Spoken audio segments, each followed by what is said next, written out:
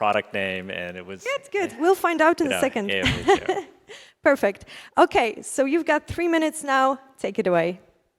I'm Samuel, the CEO of AFH Europe. We are just setting up in Poland as of last week, actually. We're a Polish-Hong Kong company. So I really thank FlexiCare for introducing the problem of aged care. Most people don't know, but almost 2/5 of the elderly population in the EU28 do not have assistance with the personal care activities. And the big problem is that, one, it's expensive, unaffordable, and despite paying so much, a lot of these care is left undone. And the big problem is caregivers, again, as they mentioned. There's a huge shortage around the world, not just Germany. And as they mentioned before, COVID is making it worse. But we're taking a different approach from FlexiCare. We're focusing on two different care activities first, which are the most important ones according to Eurostat, which is getting out of the bed and bathing or showering. And so what we've developed is an automated system, and I'll show you a concept in a bit, to automatically move them from a bed to wheelchair and then automatically to the shower. And the cost of this on a lease would be about 1/10 of the cost of a nursing home in the US. So from a cost perspective and handling the biggest problems, it makes total sense. So this is a short concept video. If you visit us in about a month, because we're setting up right now, you should be able to see a bit more of the real thing.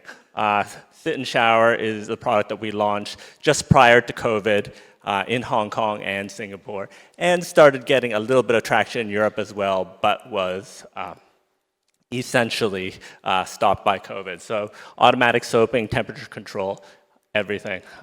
So as I said, Sit and Shower started to roll out just before COVID. We have traction in hospitals in Hong Kong and Singapore, many who trialed the unit and then purchased many more. But automated transfer being the low-hanging fruit, 12% of nurses in the US leave the industry because of back injuries. So this is a big market, multi-billion-dollar market for patient hoists.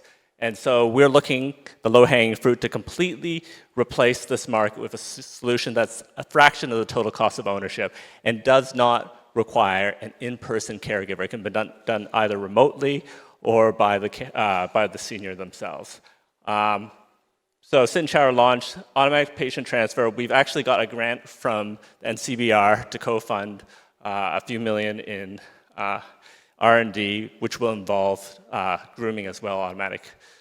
We've got 9 patents filed. This is my team. My partner is PhD at MIT, was in the high-tech industry for a number of years. And we are building a team in Wrocław right now, just introducing ourselves to the community here.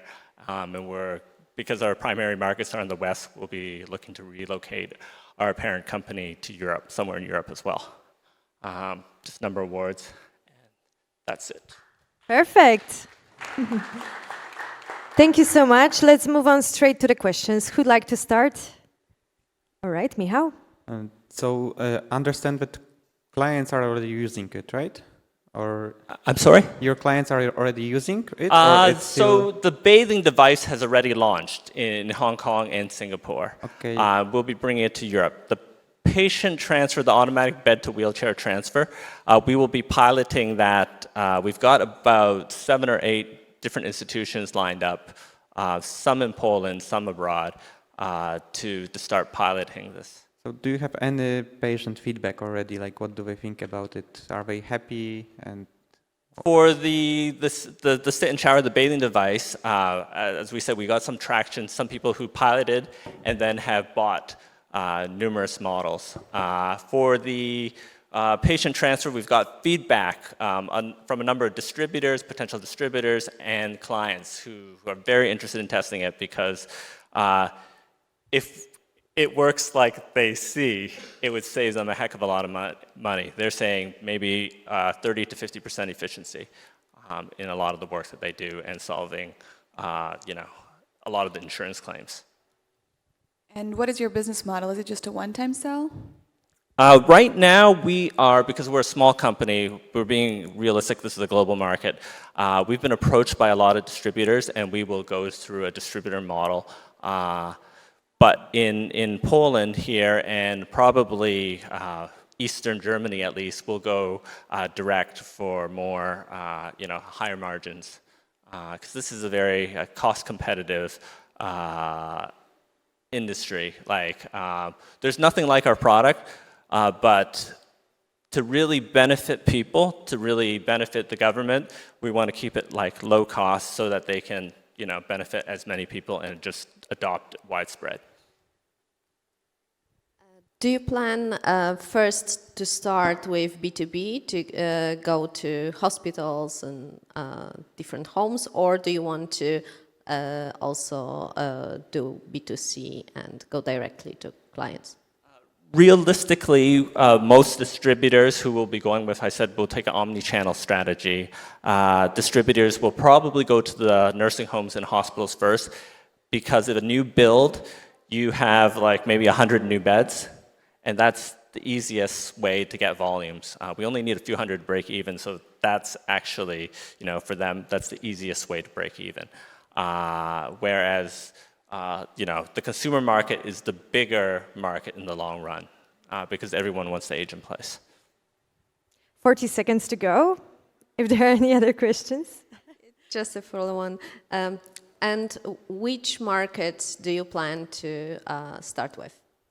Well, because we're in Poland here, we will be targeting Poland, Germany.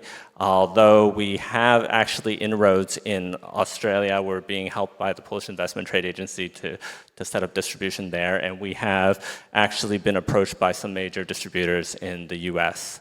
So there's a number of possibilities globally, but we will focus ourselves direct on Poland and Germany, and we'll let the distributors take a train-the-trainer approach for international markets. Thank you. Super. 3 seconds to go, so I believe we don't have any time for more questions. So thanks a lot, Samuel. Yes, yes. Big applause for Samuel. Thank you so much. All right, next up, we've got Mauro Morana. Please join us on stage.